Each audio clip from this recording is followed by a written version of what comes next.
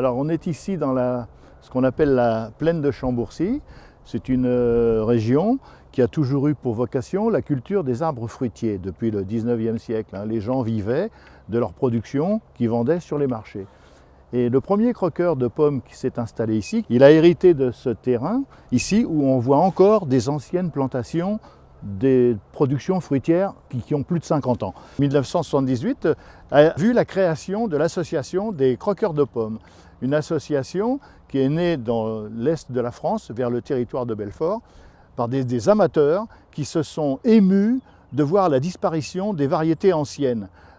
C'était l'époque où on remembrait à tour de bras, c'est-à-dire qu'on agrandissait les terrains et on coupait principalement des pommiers. Ils ont prélevé des greffons et ils ont reproduit ces variétés anciennes.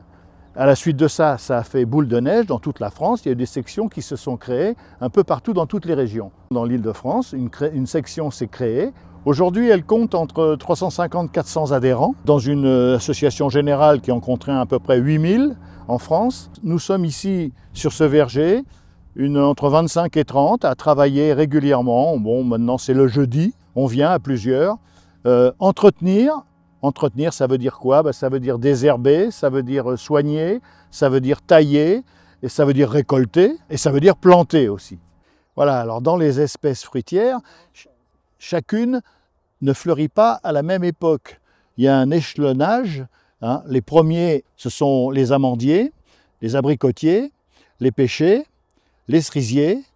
Après, nous avons le poirier et le pommier. Bon, voilà un pommier, par exemple, qui est à l'origine de l'achat du terrain. C'est un pommier, ça vit à peu près 50, 60, 70 ans. Alors peut-être qu'un jour, il faudra le remplacer. Pour l'instant, il continue à être taillé, formé. Il a été formé dès le départ. C'est ce qu'on appelle un gobelet.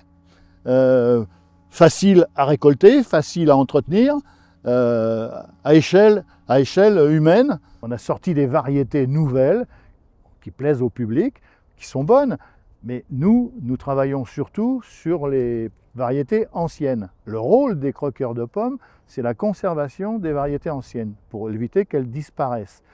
Donc notre boulot ici, c'est de recevoir des adhérents à qui on apprend plein de choses. Bon, il y a du travail à faire dans ce verger parce que c'est assez grand quand même. Il y a 7000 à 8000 mètres carrés.